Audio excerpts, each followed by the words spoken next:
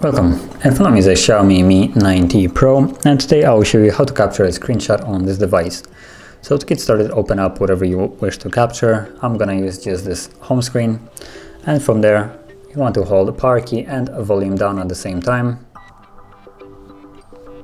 Get a tiny little sound of like a lighter almost, and you get this thumbnail of an image that was just captured. And from there you can go into the gallery, stop and allow,